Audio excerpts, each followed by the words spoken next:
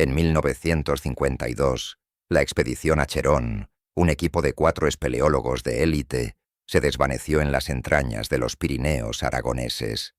60 años después, una bolsa de cuero olvidada en una cámara oculta revelaría que la montaña no los reclamó por accidente, sino que alguien los silenció para siempre, enterrando un secreto mucho más valioso que sus vidas.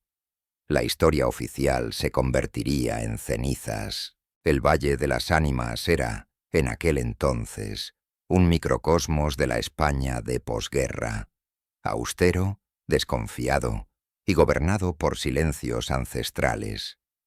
Sus gentes, curtidas por el clima y el aislamiento, veían con recelo a los forasteros. La llegada del equipo del doctor Mateo Vargas fue un evento notable, una interrupción en la monotonía de una comunidad que prefería que sus secretos y sus montañas permanecieran inexplorados por extraños.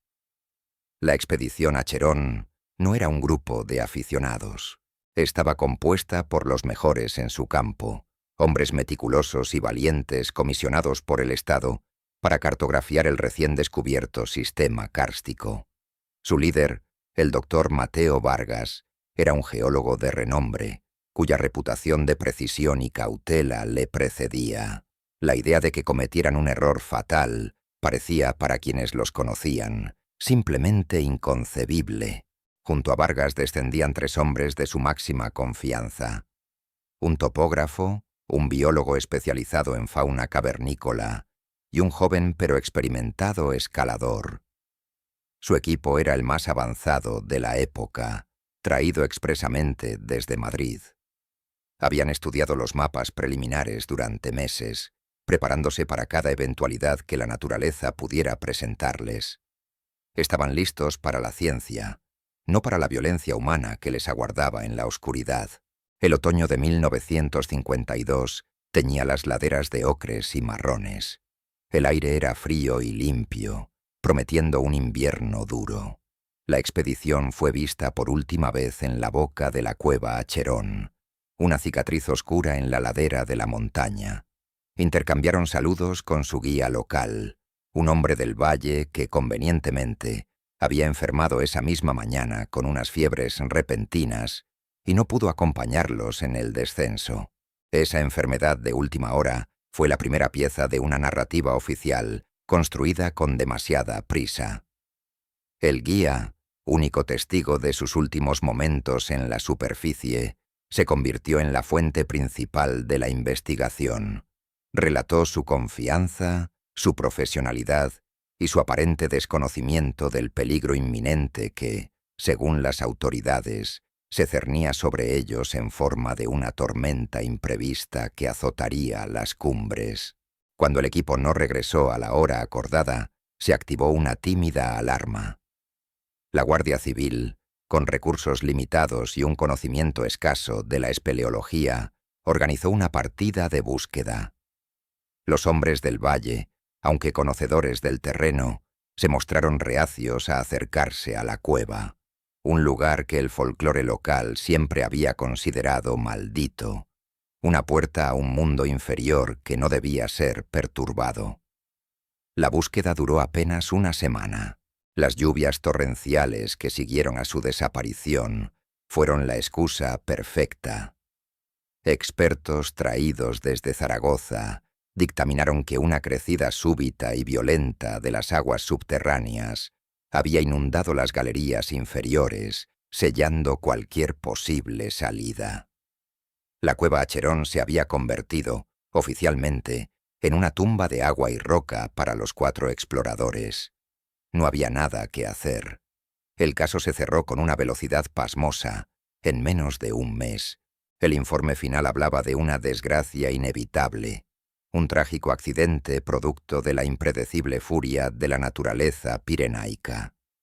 Los nombres de los 4 hombres fueron inscritos en una modesta placa de bronce colocada cerca de la entrada de la cueva, un cenotafio que marcaba el lugar de su eterno descanso, sin ofrecer un cuerpo que llorar.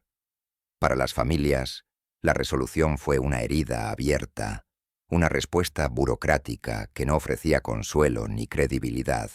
¿Cómo era posible que un equipo tan preparado, liderado por un hombre tan prudente como Mateo Vargas, hubiera sido sorprendido de una manera tan elemental? Las cartas que enviaron pidiendo una investigación más profunda nunca recibieron respuesta, perdidas en la maquinaria administrativa de un régimen que no apreciaba las preguntas incómodas. La ausencia de cuerpos fue el tormento que definió a toda una generación de sus familias. Sin un funeral, sin una tumba, el duelo quedó suspendido en el tiempo.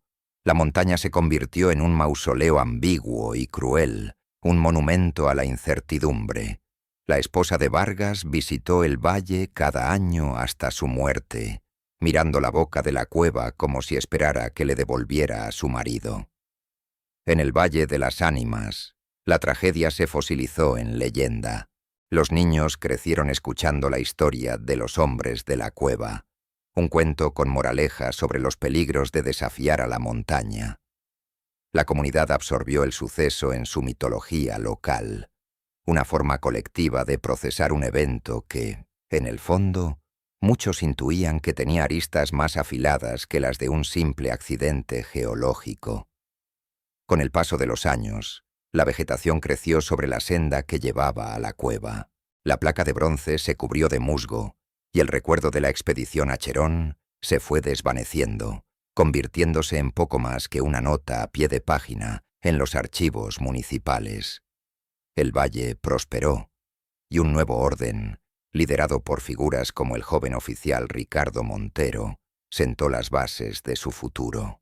La narrativa oficial se solidificó, incuestionada durante décadas. Era una historia sencilla y trágica que absolvía a todos de cualquier responsabilidad. La naturaleza era la única culpable, una fuerza caprichosa contra la que el hombre no podía luchar. Esta versión de los hechos permitió que la vida continuara sin la carga de la verdad, construyendo una paz comunitaria sobre cimientos de olvido deliberado. El tiempo actuó como un cómplice, erosionando los detalles y las dudas. Las nuevas generaciones apenas conocían la historia, y los pocos ancianos que recordaban la conmoción de 1952 aprendieron a guardar silencio. Hablar del tema se consideraba de mal gusto, un acto innecesario de remover un dolor que la comunidad había decidido colectivamente que era mejor dejar enterrado junto a los hombres en la montaña. La cueva a Cherón, por su parte, permaneció inalterada, un testigo mudo que guardaba en su interior la cronología exacta de los hechos. Sus formaciones de calcita crecieron milímetro a milímetro, indiferentes al drama humano que se había desarrollado en sus profundidades. La oscuridad preservó la escena del crimen con una paciencia geológica, esperando el momento en que la tecnología pudiera finalmente romper su sello. Los hijos de los desaparecidos se convirtieron en padres, y los nietos nacieron en un mundo que había olvidado casi por completo a la expedición a Cherón. Elena Vargas, la nieta de Mateo, creció con la figura de un abuelo fantasma, un héroe familiar cuya muerte estaba envuelta en el misterio. Su ausencia fue una presencia constante, una pregunta sin formular que marcaría su destino profesional y personal. La historia se habría quedado así, sellada para siempre, si no fuera por el avance de la ciencia. La misma curiosidad científica que llevó a Vargas a la cueva sería la que, 60 años después, revelaría lo que realmente sucedió. El progreso tecnológico se convirtió en una forma de justicia retrospectiva, una herramienta capaz de hacer que las rocas hablaran y expusieran las mentiras de los hombres. El valle aprendió a vivir con su leyenda, normalizando la idea de que su montaña más emblemática era también una fosa común. Esta aceptación pasiva fue clave para mantener el pacto de silencio que, sin que nadie lo admitiera en voz alta, protegía a los verdaderos responsables. La paz del Valle de las Ánimas no era serenidad, sino la quietud que precede al descubrimiento de un viejo crimen. La memoria de la expedición se convirtió en un eco lejano, una nota melancólica en la historia de la región. Era el perfecto ejemplo de un caso enfriado por el tiempo, donde la falta de pruebas y el desinterés oficial habían garantizado la impunidad. El misterio parecía destinado a permanecer como tal, una de esas incógnitas que la historia deja sin resolver, para siempre perdida en la niebla del pasado. El olvido era el objetivo, y casi se consiguió.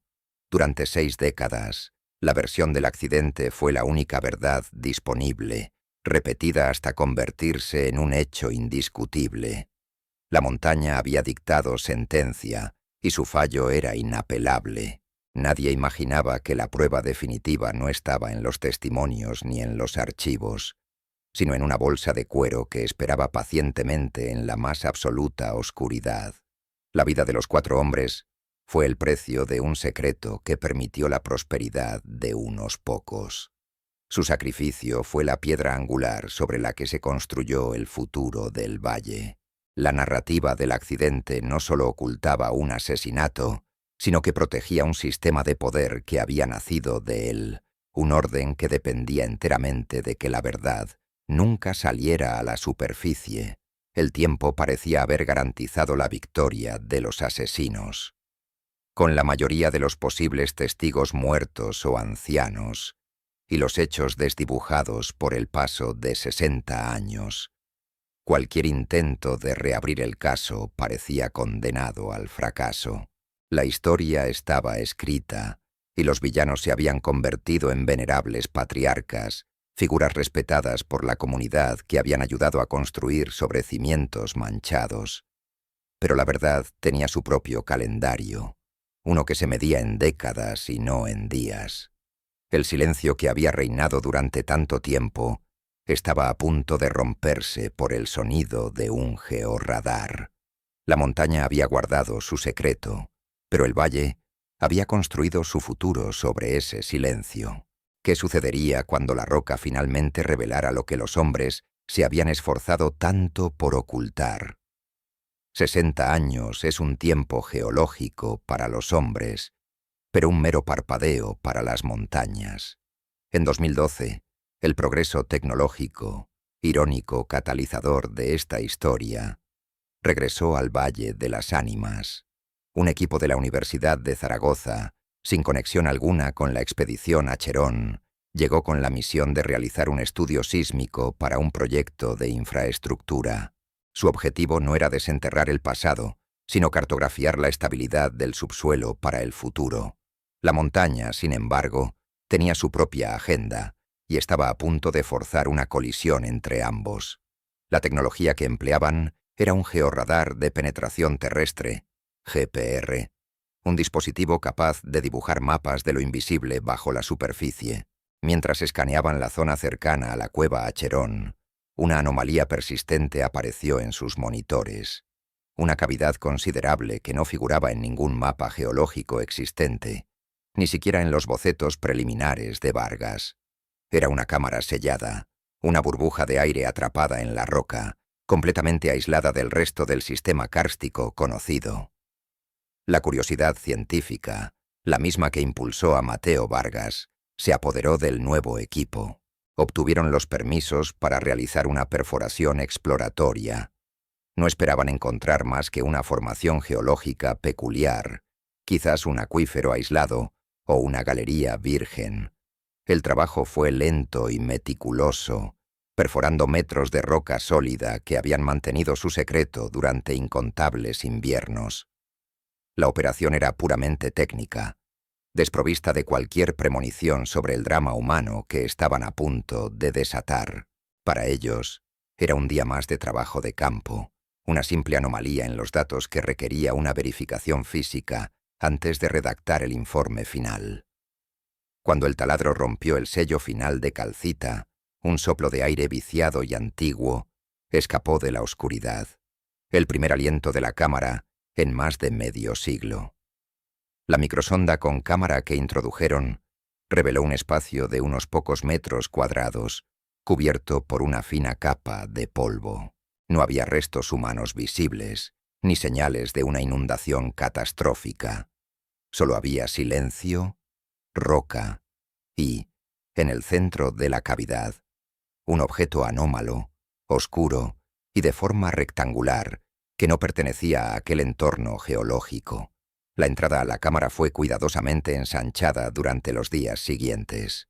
Un equipo de espeleólogos especializados descendió. Sus linternas LED, cortando una oscuridad que no había sido perturbada desde 1952. El objeto resultó ser una bolsa de expedición de cuero grueso, notablemente bien conservada gracias a la atmósfera seca y estable de la cámara sellada. Estaba apoyada contra una pared, como si alguien la hubiera dejado allí deliberadamente, esperando regresar en cualquier momento. No había sido arrastrada por el agua ni sepultada por un derrumbe. Simplemente esperaba. El protocolo se activó de inmediato. La Guardia Civil fue notificada y la bolsa fue extraída con el cuidado que se reserva a una prueba arqueológica. En su interior, los objetos estaban casi intactos. Una brújula de latón cuya aguja se había partido, una cámara fotográfica de la época y un diario de campo encuadernado en cuero, con las iniciales MB grabadas en la cubierta. El nombre de Mateo Vargas resonó de nuevo en el valle, no como una leyenda, sino como el inicio de una investigación criminal. La narrativa del accidente comenzaba a resquebrajarse. A cientos de kilómetros de distancia, en su despacho de la Universidad Complutense de Madrid, Elena Vargas recibió una llamada que llevaba esperando toda su vida sin saberlo. Era una historiadora de 42 años, especializada en la España de posguerra, una elección profesional profundamente marcada por la sombra de un abuelo, al que solo conocía por fotografías y relatos familiares. La desaparición de Mateo Vargas no era para ella un archivo frío, sino una herida heredada, un vacío en la genealogía familiar que había definido su incansable búsqueda de verdades documentadas. El sargento de la Guardia Civil de Huesca fue directo y respetuoso. Le informó del hallazgo, de la bolsa de su abuelo, y de la necesidad de que un familiar directo la identificara y reclamara. Para Elena, la noticia fue un seísmo emocional. El fantasma que había habitado su imaginación durante 4 décadas de repente adquiría una dimensión tangible, materializada en una bolsa de cuero que había sobrevivido a 60 años de silencio. El viaje al Valle de las Ánimas ya no era una peregrinación a un cenotafio vacío, sino una cita con la verdad. Su llegada al valle fue discreta. El lugar había cambiado, modernizado por el turismo rural, pero la montaña seguía siendo la misma, imponente y silenciosa, guardando sus secretos con una indiferencia milenaria. En el cuartel de la Guardia Civil le presentaron la bolsa sobre una mesa de metal. El olor a cuero viejo y a cueva llenó la sala. No era una reliquia, era un testamento, un último mensaje enviado a través del tiempo.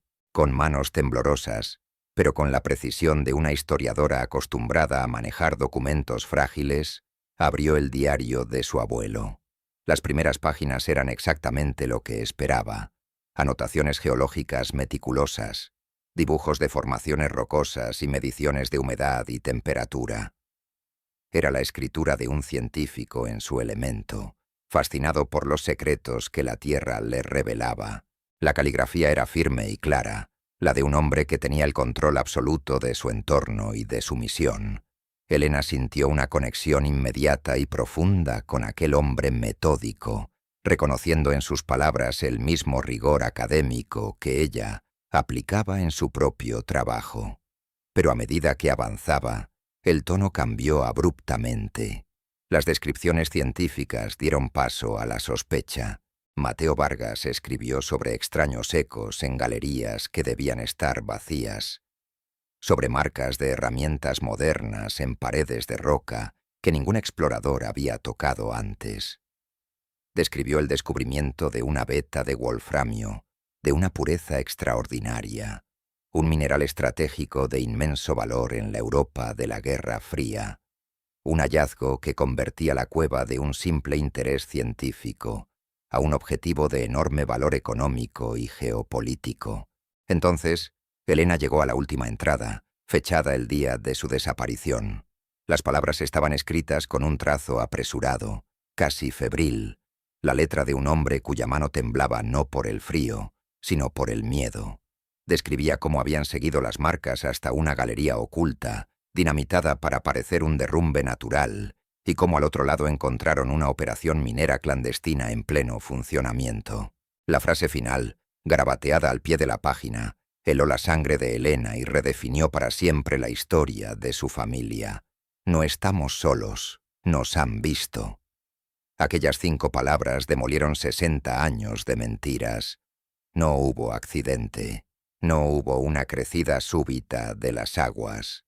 La expedición a Cherón no fue víctima de la furia de la naturaleza, sino de la codicia de los hombres. Habían tropezado con un secreto que valía más que sus vidas, y alguien se había asegurado de que nunca pudieran contarlo. La bolsa de cuero no era un objeto perdido, sino la primera prueba de un cuádruple asesinato, perfectamente ejecutado y encubierto durante más de medio siglo. El impacto de la revelación fue inmediato. El diario se convirtió en la pieza central que forzó la reapertura oficial del caso. La Guardia Civil, ahora con una prueba tangible en sus manos, ya no podía ampararse en el informe original de 1952. El caso pasó de ser un archivo polvoriento en la sección de desaparecidos a una investigación de homicidio prioritaria. Elena Vargas, de historiadora y nieta doliente, se transformó en la principal impulsora de la investigación, una buscadora de la verdad con una motivación personal que ningún obstáculo podría detener. La segunda prueba crucial yacía dentro de la cámara fotográfica. El rollo de película, una cápsula del tiempo milagrosamente preservada, fue enviado a un laboratorio especializado para su revelado. La expectación era máxima. Si el diario describía lo que vieron, las fotografías mostrarían a quienes vieron. Cada fotograma era una posible sentencia de muerte para los asesinos, una imagen congelada que podía romper el pacto de silencio que había gobernado el Valle de las Ánimas durante décadas. La verdad estaba a punto de adquirir un rostro. El sargento al mando, un hombre pragmático y tenaz a punto de jubilarse, vio en aquel caso la oportunidad de resolver una injusticia histórica que manchaba la reputación de la comarca. Puso a su mejor equipo a trabajar, consciente de que se enfrentaba a un muro de silencio construido por el miedo, la lealtad y el paso del tiempo. Muchos de los posibles testigos habrían muerto, y los que quedaban vivos serían ancianos cuyos recuerdos podían ser frágiles o, más probablemente, deliberadamente selectivos para proteger a los suyos. La noticia de la reapertura del caso se extendió por el valle como un viento gélido. La vieja historia, cómoda y trágica, se desmoronaba, y en su lugar emergía una verdad incómoda y peligrosa. Los ancianos del pueblo, que eran jóvenes en 1952, comenzaron a intercambiar miradas cargadas de un significado que las nuevas generaciones no podían comprender. El pasado, que creían sólidamente enterrado bajo toneladas de roca y décadas de silencio, volvía para exigir un ajuste de cuentas. La paz del valle era una ilusión a punto de estallar. Elena sabía que el diario era su mapa. Las coordenadas, las descripciones geológicas y los nombres en clave que su abuelo había anotado no eran solo datos científicos, eran pistas. Comprendió que Mateo Vargas, intuyendo el peligro, había convertido su cuaderno de campo en un arma póstuma, un criptograma diseñado para ser descifrado por alguien que entendiera su lenguaje. Y ella, como historiadora y nieta suya, era la única persona viva capaz de leer entre las líneas de aquella crónica de muerte anunciada. La investigación ya no se centraba en qué les había pasado, sino en quién se lo había hecho. El foco se desplazó de la geología a la genealogía del poder en el valle. ¿Quiénes eran los hombres influyentes en 1952? ¿Quién tenía los recursos y la autoridad para montar una operación minera secreta bajo las narices del régimen y silenciar a 4 funcionarios del Estado sin dejar rastro?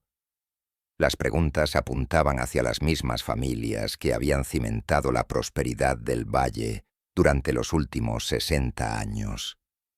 La refutación de la narrativa oficial fue categórica. El informe forense de la bolsa y su contenido confirmó que no había sufrido daños por agua. La cámara oculta estaba en una sección elevada de la cueva, inmune a cualquier posible inundación. La historia del accidente no era solo una conclusión errónea. Había sido una fabricación deliberada, una coartada diseñada para desviar la atención desde el primer día. Alguien con poder había orquestado no solo los asesinatos, sino también el encubrimiento oficial que les siguió. Elena se instaló en una pequeña casa rural a las afueras del pueblo, convirtiéndola en su cuartel general. Desplegó mapas, transcribió cada palabra del diario y empezó a cruzar datos con los archivos municipales y parroquiales. Su presencia constante se convirtió en una fuente de tensión en la comunidad. Ya no era la nieta de una víctima trágica, sino la encarnación de una amenaza, un recordatorio viviente de que los cimientos sobre los que se asentaba la paz del valle estaban manchados de sangre. La atmósfera se volvió opresiva. Los saludos cordiales se transformaron en miradas esquivas y silencios incómodos. Elena sentía la hostilidad pasiva de una comunidad que había elegido el olvido como mecanismo de supervivencia. Comprendió que no solo luchaba contra el tiempo y la falta de pruebas, sino contra un pacto colectivo, una conspiración de silencio que había protegido a los culpables durante toda una vida. Romper ese pacto sería más difícil que perforar la roca de la montaña. El cambio de un caso de desaparición a una investigación de asesinato fue un punto de inflexión legal y emocional. Para las pocas familias de los otros miembros de la expedición que aún quedaban, la noticia fue una mezcla de dolor y vindicación. El dolor de saber que sus seres queridos no murieron por un capricho de la naturaleza, sino que fueron asesinados a sangre fría, se veía mitigado por la repentina esperanza de que, después de tanto tiempo, por fin se haría justicia. La cueva, antes un monumento a una tragedia natural, se transformó en la escena de un crimen. Fue precintada de nuevo, pero esta vez con la cinta amarilla de la policía científica. Cada grano de polvo, cada fisura en la roca, se convirtió en un posible testigo mudo. Los geólogos que habían hecho el descubrimiento fueron interrogados exhaustivamente, sus datos y mapas analizados en busca de cualquier detalle que pudiera arrojar más luz sobre los últimos momentos de la expedición a Cherón. Elena pasaba las noches en vela, releyendo el diario, intentando meterse en la mente de su abuelo. Se dio cuenta de que la brújula rota no era un accidente. La aguja no estaba simplemente partida. Había sido forzada, colocada para señalar una dirección específica, una que no correspondía con el norte magnético. Era otro mensaje, otra pieza del rompecabezas que Mateo Vargas había dejado atrás, confiando en que algún día alguien sería lo suficientemente inteligente como para entender su último y desesperado intento de comunicación. La urgencia se apoderó de la investigación. Cada día que pasaba, los culpables, si es que seguían vivos, tenían más tiempo para prepararse, para reforzar sus coartadas o para intimidar a los pocos que pudieran saber algo. El sargento y Elena sabían que su ventana de oportunidad era pequeña. Tenían que actuar rápido, usando el impulso del descubrimiento antes de que el muro de silencio del valle volviera a cerrarse, esta vez para siempre, sobre el secreto de la cueva a Cherón. El descubrimiento de la bolsa de cuero había reabierto una herida que el valle creía cicatrizada. La melancolía del misterio sin resolver dio paso a la tensión eléctrica de una verdad inminente. La esperanza de justicia, que había estado latente durante 60 años, renació con una fuerza inesperada, amenazando con derribar el orden establecido y reescribir la historia oficial del Valle de las Ánimas desde sus cimientos. La montaña había hablado por fin, y su voz era una acusación. Pero este hallazgo, que rompía 6 décadas de silencio, era solo la primera pieza de un puzle macabro que nadie en el valle estaba preparado para resolver. La investigación se reinició con un pulso renovado, una energía fría y metódica que contrastaba con la pasividad de las últimas 6 décadas. El epicentro de esta nueva fase no era la montaña, sino un laboratorio de criminalística en Madrid. El rollo de película, extraído de la cámara de Mateo Vargas, se convirtió en el objeto más importante del caso. Era una cápsula del tiempo química, frágil y volátil, que contenía los últimos fotogramas que vieron los ojos de la expedición a Cherón. El proceso de revelado fue una operación de alto riesgo, requiriendo técnicas especializadas para estabilizar la emulsión de plata, envejecida y delicada, y extraer las imágenes latentes sin destruirlas en el intento. Elena Vargas y el sargento de la Guardia Civil esperaron el resultado con una tensión casi insoportable. Cada hora que pasaba se sentía como una eternidad. Sabían que el contenido de ese carrete tenía el poder de transformar el caso de una tragedia histórica en un proceso penal, con nombres y apellidos. El diario de Mateo Vargas había proporcionado el qué, el dónde y el por qué. Las fotografías, si habían sobrevivido al tiempo, proporcionarían el quién. Eran la pieza que conectaría el crimen con el criminal, el puente visual entre 1952 y 2012, una prueba que ningún pacto de silencio podría refutar. Finalmente las imágenes llegaron. Las primeras eran predecibles. Fotografías geológicas de gran belleza técnica que mostraban estalactitas y formaciones kársticas. Eran la obra de un científico documentando su entorno.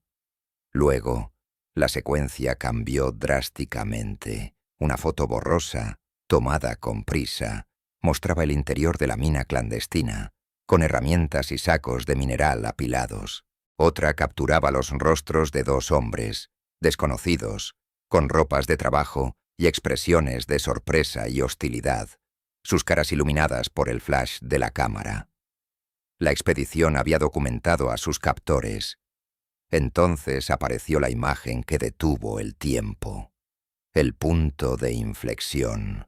Era una fotografía más nítida, tomada a cierta distancia, que mostraba a los 4 miembros de la expedición rodeados por un grupo de hombres armados con fusiles, y allí, de pie entre ellos, con la postura erguida y autoritaria de quien está al mando, se encontraba un joven oficial con el uniforme del régimen. Su rostro era inconfundible, afilado por la juventud, pero ya poseedor de una mirada fría y calculadora. Era Ricardo Montero, con 20 y tantos años menos, pero con la misma presencia imponente que aún conservaba a sus 91. La fotografía fue un mazazo. La teoría del accidente no solo quedó refutada, sino que fue pulverizada, sustituida por la certeza de un cuádruple asesinato orquestado por una de las figuras más veneradas del valle. El caso fue reclasificado oficialmente. Ya no se buscaban las causas de una desaparición, sino las pruebas para condenar a un asesino y a sus cómplices. Elena sintió una mezcla de vindicación y horror. El rostro del hombre que había construido el futuro del valle era el mismo que había destruido el de su familia. La justicia tardía adquiría un rostro concreto y respetable. Con la fotografía como arma principal, el sargento y Elena diseñaron una nueva estrategia. No podían enfrentarse a Montero directamente sin una confesión o una prueba irrefutable que conectara la imagen con el acto del asesinato. Debían reconstruir la conspiración pieza por pieza, desmantelando la red de silencios y mentiras que él había tejido durante 60 años. El primer paso fue visitar al propio don Ricardo Montero, no como un sospechoso, sino bajo la apariencia de estar recabando información histórica para cerrar formalmente el trágico accidente. La finca de Montero era un reflejo de su estatus, una imponente casa de piedra restaurada, con vistas al valle y a la ominosa silueta de la montaña. Los recibió en su biblioteca, un hombre de 91 años con una mente todavía lúcida y una cortesía impecable. Ofreció sus condolencias a Helena por la pérdida de su abuelo, recordando la expedición como un evento triste que había conmocionado a la pequeña comunidad. Su actuación fue la de un patriarca benévolo, un testigo del tiempo que lamentaba las viejas tragedias. Montero relató su versión de los hechos de 1942, una narrativa pulida por décadas de repetición. Afirmó haber estado en Zaragoza en una reunión de alto nivel durante la semana de la desaparición, un hecho que, según él, constaba en los archivos militares. Describió la búsqueda como un esfuerzo heroico pero inútil contra la furia de la naturaleza y alabó la resiliencia de la gente del valle para superar el dolor. Cada palabra estaba cuidadosamente elegida para reforzar la narrativa oficial, para presentarse a sí mismo como una figura de autoridad ausente pero compasiva. Pero su fachada, aunque robusta, no era perfecta. Cuando Helena le preguntó por el guía local que había enfermado convenientemente, Montero titubeó por una fracción de segundo. Un microgesto, un parpadeo demasiado lento, que no pasó desapercibido para el sargento. Dijo no recordar detalles tan específicos después de tanto tiempo, una respuesta plausible para un anciano, pero extraña para un hombre cuya memoria sobre otros aspectos de la época parecía fotográfica. La primera fisura, aunque minúscula, había aparecido en su armadura de respetabilidad. Mientras el sargento mantenía a Montero ocupado, Helena se dedicaba a su especialidad, la investigación de archivos. En el Archivo Provincial de Huesca, solicitó los registros militares de la guarnición de Montero de octubre de 1952.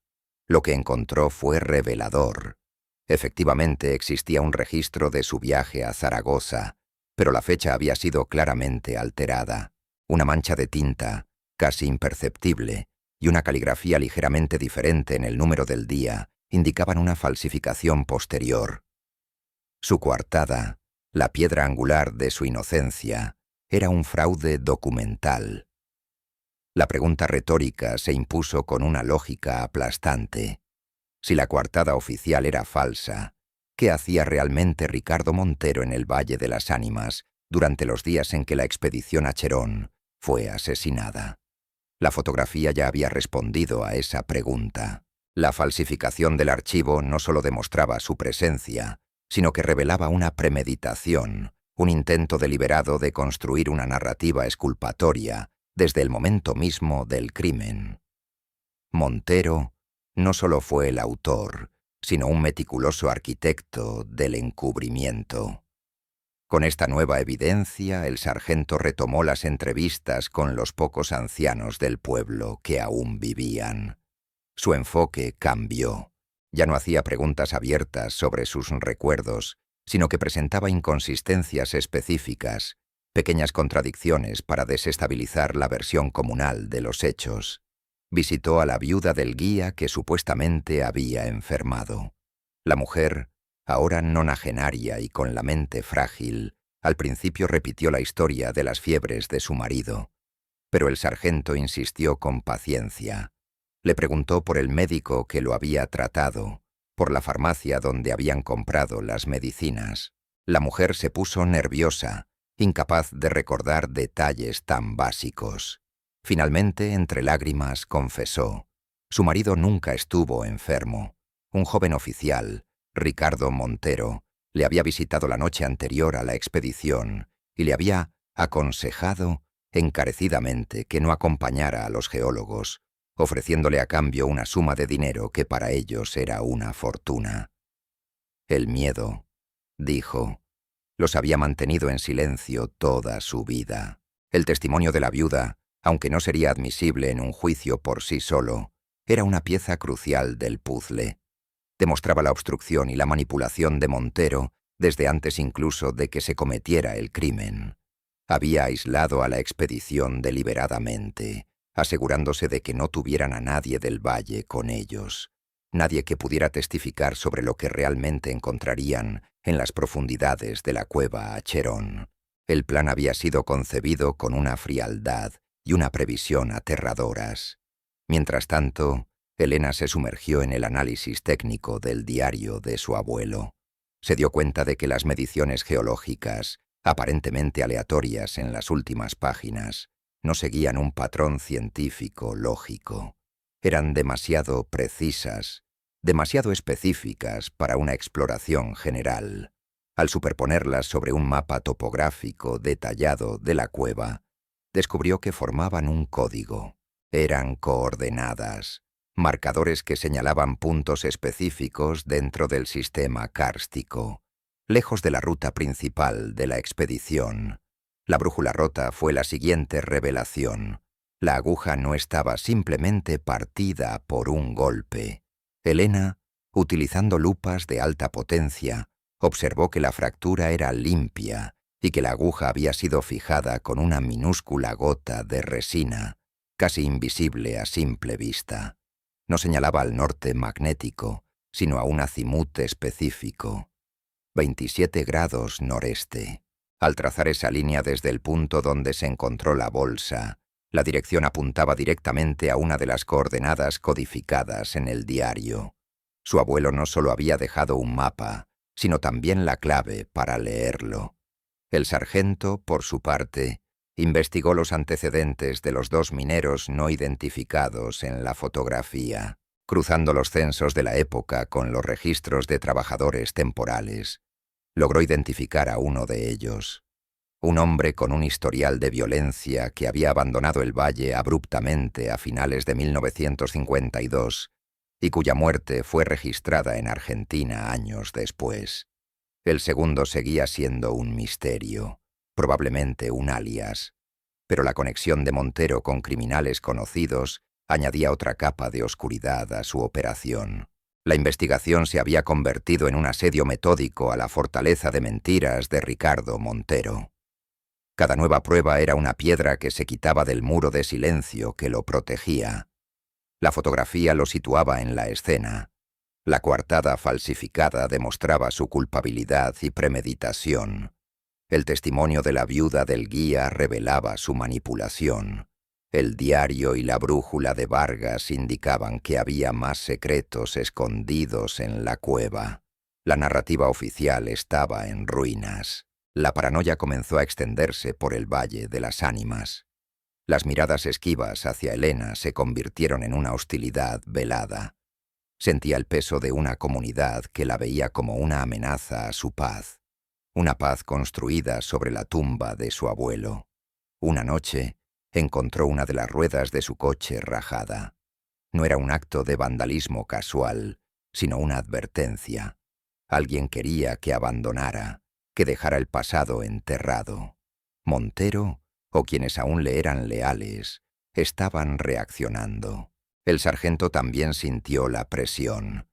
Recibió una llamada amistosa de un superior en la comandancia de Huesca, sugiriendo que dedicara sus recursos a casos más actuales y que no removiera viejas historias que no benefician a nadie. La influencia de Montero, aunque mermada por la edad, todavía tenía eco en las estructuras de poder que él mismo había ayudado a consolidar. La conspiración no estaba muerta, simplemente había envejecido, volviéndose más sutil, pero no menos peligrosa. La fachada de Montero en público permanecía impoluta. Seguía asistiendo a misa los domingos y recibiendo el saludo respetuoso de los vecinos. Pero en privado, el sargento sabía que el anciano estaba al tanto de la investigación. Sus fuentes le informaron de que Montero había hecho varias llamadas a abogados y a viejos contactos en Madrid.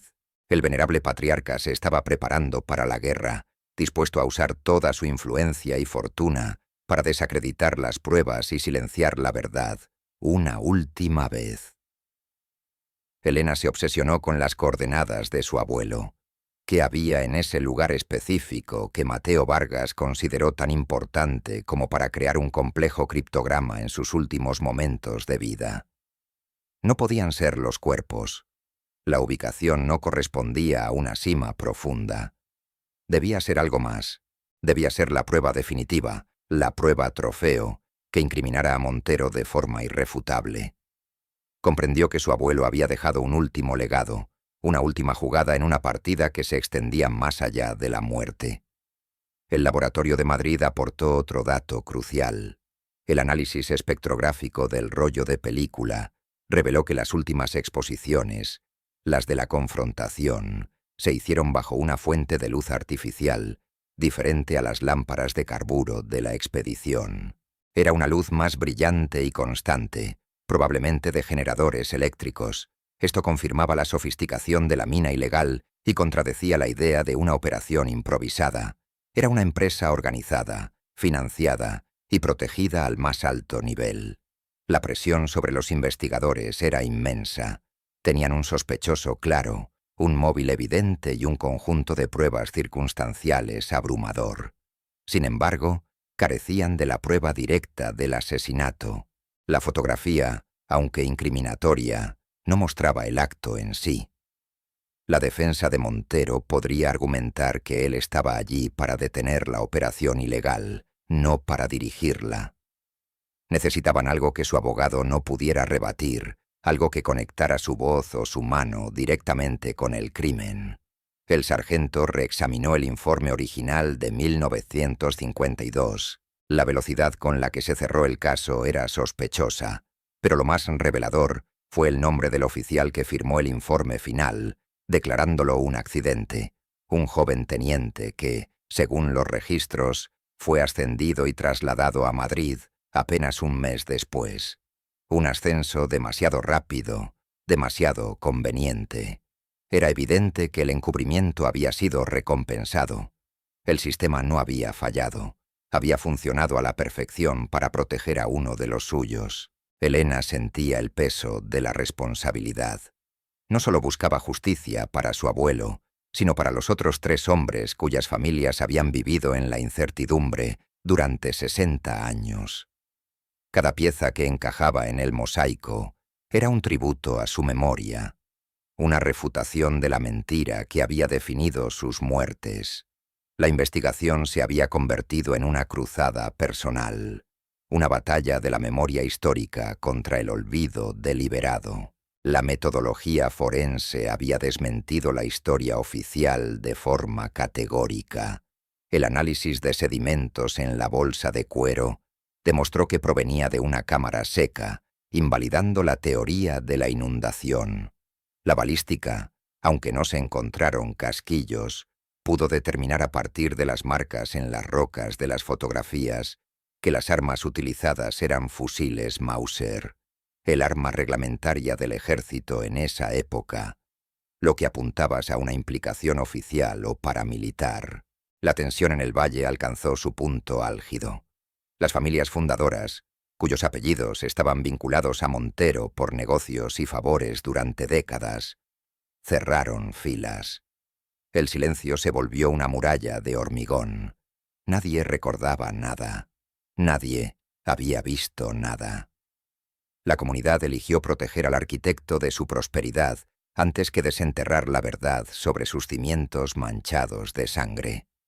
Elena y el sargento estaban solos contra todo un sistema social. El círculo se estaba cerrando sobre Ricardo Montero. Las pruebas circunstanciales eran tan sólidas que un fiscal podría construir un caso, aunque arriesgado. Pero Elena sabía que no era suficiente. Para honrar la meticulosidad de su abuelo, necesitaba una certeza absoluta, una prueba que fuera tan precisa y científica como él lo había sido en vida. La respuesta, estaba convencida, se encontraba en ese punto exacto de la cueva señalado por la brújula y el diario, que había escondido Mateo Vargas en su último acto de desafío. ¿Un objeto? ¿Más notas? La única forma de saberlo era regresar a la cueva a Cherón, no como exploradores, sino como exhumadores de la verdad. Tenían que seguir el mapa dejado por un hombre muerto hacía 60 años, esperando que los guiara hacia la pieza final que haría justicia y expondría al monstruo que se escondía tras el rostro de un benefactor. La paranoia de Montero se hizo evidente cuando intentó usar su influencia para bloquear los permisos de la nueva expedición a la cueva, alegando riesgos de seguridad y la necesidad de no profanar un lugar de descanso. Su oposición fue la confirmación final de que temía lo que pudieran encontrar allí. Sabía que Vargas había escondido algo y había vivido 6 décadas con el temor de que algún día alguien lo descubriera. Ese día estaba a punto de llegar.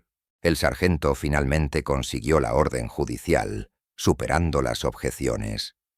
El equipo se preparó para un nuevo descenso, esta vez con un objetivo claro y una ubicación precisa.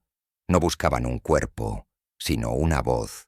La investigación había llegado a su punto crítico, un umbral donde la reconstrucción del pasado estaba a punto de colisionar violentamente con el presente. La confrontación ya no era una cuestión de si ocurriría, sino de cuándo. Tenían al asesino acorralado por los fantasmas de sus propias acciones, documentadas en papel y película. Pero para asestar el golpe final, necesitaban encontrar el eco de la verdad que aún resonaba en la oscuridad de la montaña. Sabían quién era el asesino y cómo había orquestado cada detalle del crimen y su encubrimiento. Pero para demostrarlo sin ningún género de dudas, necesitaban encontrar la única cosa que Ricardo Montero creía haber silenciado para siempre: la propia voz de sus víctimas, grabada en el corazón de la roca. El descenso a la cueva Acherón fue una operación solemne, despojada de cualquier vestigio de curiosidad científica. Esta vez, el equipo no buscaba cartografiar la roca, sino exhumar una verdad.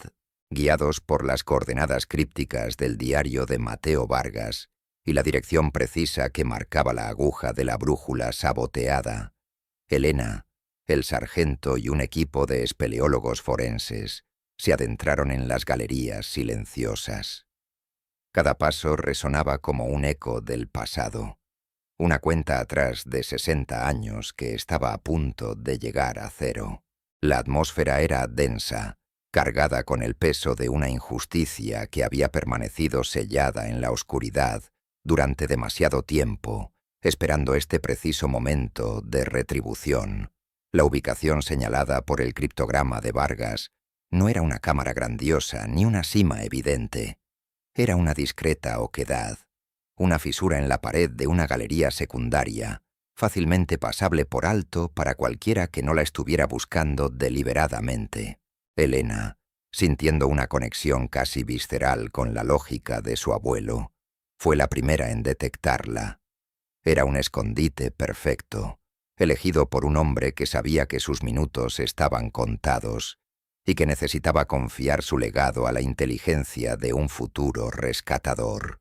Allí, encajada en la grieta y protegida por una envoltura de lona encerada, encontraron una pequeña caja metálica, fría al tacto y pesada con el significado de la historia.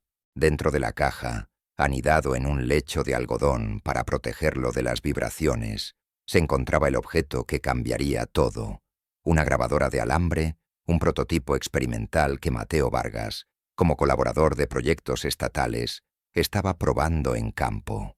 El dispositivo era un anacronismo tecnológico, un fantasma de la ingeniería de posguerra, pero su carrete de alambre de acero prometía contener algo mucho más valioso que cualquier mineral: la voz de los muertos y la confesión de su asesino. La extracción de la caja se realizó con la delicadeza de una operación quirúrgica. La prueba trofeo estaba asegurada, y con ella el destino de Ricardo Montero quedaba sellado, pendiente únicamente de que la tecnología del siglo XXI pudiera despertar un eco de 1952. El viaje de vuelta al laboratorio fue un ejercicio de contención. La expectación era tan palpable que llenaba el vehículo de un silencio eléctrico. Los técnicos forenses trabajaron durante horas, utilizando equipos de restauración de audio de última generación para digitalizar el frágil alambre magnético sin dañarlo. El proceso fue agónico.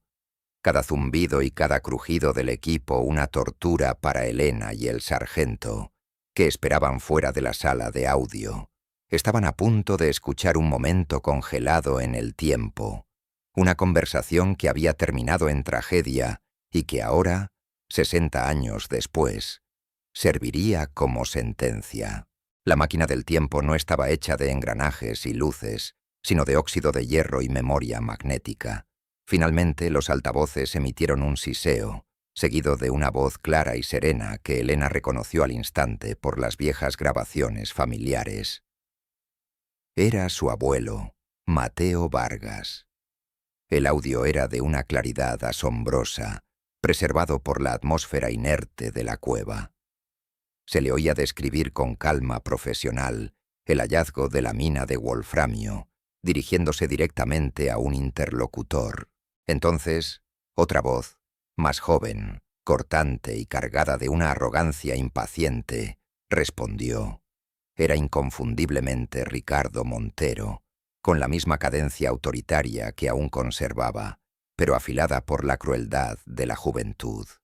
El diálogo era una confrontación directa, una acusación de traición y contrabando contra el Estado.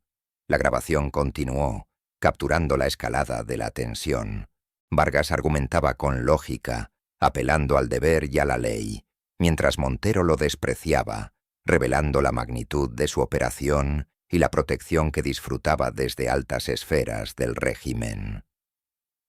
«Esta montaña me pertenece a mí, doctor, y a quienes entienden cómo funciona el mundo real», se oía decir a Montero. La conversación era la crónica de un asesinato anunciado, la colisión entre la integridad científica y la codicia criminal. Cada palabra era un clavo más en el ataúd de la mentira que había definido la historia del Valle de las Ánimas durante más de medio siglo. El momento culminante llegó con una frialdad que helaba la sangre. Tras el rechazo de Vargas a aceptar un soborno para falsificar su informe, la voz de Ricardo Montero cambió, perdiendo todo rastro de negociación para adoptar un tono de sentencia final. Se escuchó un chasquido metálico, el sonido de un cerrojo de fusil, y entonces la orden, clara y brutal, resonó en la sala del laboratorio como si se pronunciara en ese mismo instante. «Silenciadlos, a todos, y aseguraos de que la montaña se los trague para siempre». Segundos después, la grabación se llenó de gritos ahogados, el estruendo de varios disparos reverberando contra la roca, y finalmente un silencio abrupto y eterno. Armados con la voz indiscutible de un asesino, el sargento y Elena condujeron hasta la finca de Ricardo Montero. Ya no había necesidad de subterfugios ni de preguntas veladas. Era el acto final, la confrontación definitiva. Montero los recibió en su biblioteca con una sonrisa condescendiente, creyéndose intocable, protegido por su edad, su estatus y las décadas de silencio que él mismo había impuesto.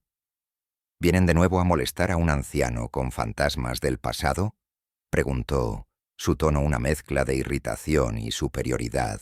Su arrogancia, intacta después de 60 años, sería su última equivocación, el preludio de su caída. El sargento no respondió con palabras. Simplemente colocó un pequeño altavoz digital sobre la mesa de caoba pulida y pulsó el botón de reproducción. La habitación se llenó con la voz de Mateo Vargas. Montero frunció el ceño, desconcertado. Luego, su propia voz, joven y despiadada, inundó el espacio.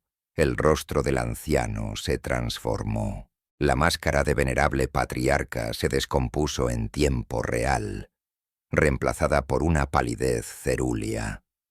Sus ojos, antes llenos de desafío, se abrieron con el pánico de un hombre que se enfrenta a su propio fantasma, a la prueba irrefutable de su monstruosidad. El color abandonó su rostro mientras escuchaba su propia condena.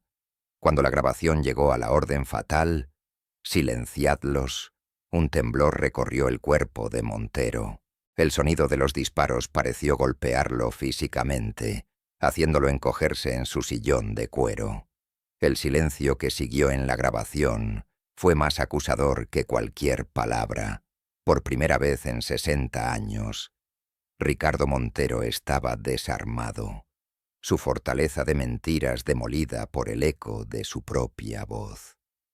El sargento detuvo la reproducción.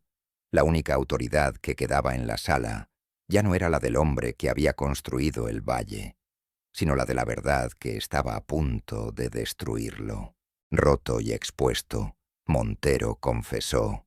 Con la mirada perdida, como si reviviera cada detalle, relató la historia completa. La mina de wolframio era una operación secreta sancionada por una facción corrupta del ejército, destinada a enriquecerlos vendiendo el mineral estratégico en el mercado negro internacional. La llegada de la expedición a Cherón fue un imprevisto catastrófico. Su meticulosidad y su integridad hicieron imposible comprarlos o engañarlos. El asesinato, explicó con una escalofriante falta de remordimiento, no fue un acto de pánico, sino una decisión empresarial, una solución lógica para proteger una inversión y una red de poder que se extendía hasta Madrid. Detalló cómo, tras los asesinatos, arrojaron los cuerpos de los 4 hombres a una sima profunda y desconocida en otra sección de la cueva, sellando después la entrada con dinamita para que pareciera un derrumbe natural. Orquestó personalmente el encubrimiento, redactando el informe falso sobre la inundación, falsificando su propia coartada y asegurándose de que los oficiales cómplices fueran recompensados con ascensos y traslados. Había construido su imperio sobre los huesos de 4 hombres inocentes y había vivido toda su vida convencido de que su secreto estaba tan profundamente enterrado como los cuerpos de sus víctimas. La confesión fue grabada y documentada. La detención de don Ricardo Montero, el benefactor y patriarca del Valle de las Ánimas, fue un acontecimiento sísmico que sacudió los cimientos de la comunidad. La imagen del anciano de 91 años, el hombre más poderoso de la comarca, siendo escoltado por la Guardia Civil fuera de su finca, se convirtió en el símbolo de una era que terminaba y de una verdad que por fin salía a la luz. La justicia, aunque había tardado más de medio siglo en llegar, lo hacía ahora con una fuerza implacable y definitiva, sin dejar lugar a ninguna duda. Siguiendo las indicaciones de la confesión de Montero, los equipos de rescate localizaron la sima sellada. Tras días de cuidadosa excavación, recuperaron los restos de Mateo Vargas y los otros 3 miembros de la expedición a Cherón. El hallazgo proporcionó la prueba física final, cerrando el círculo de la investigación. Los huesos, testigos silenciosos del crimen, volvían a la superficie para recibir la dignidad que les había sido negada durante tanto tiempo. Para Elena, ver los restos de su abuelo fue un momento de profundo dolor y a la vez de una inmensa paz. La búsqueda había terminado. Se celebró un funeral conjunto en el pequeño cementerio del valle, con vistas a la montaña que había sido su tumba, y finalmente su liberadora. Asistieron los descendientes de las 4 familias, unidos por una tragedia que había marcado sus genealogías. Fue una ceremonia sombría pero catártica, un acto de reparación histórica que devolvía los nombres y las historias a hombres que habían sido reducidos a una leyenda. Elena colocó una rosa blanca sobre el ataúd de su abuelo, despidiéndose no de un fantasma, sino del hombre al que había llegado a conocer a través de su coraje y su meticulosidad.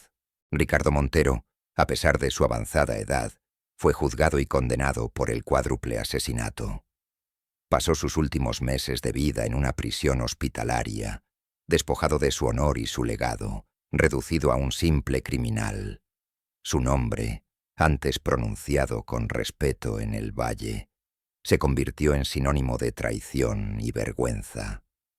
La verdad reescribió la historia, y el benefactor quedó expuesto como el monstruo que siempre había sido, oculto, a plena vista.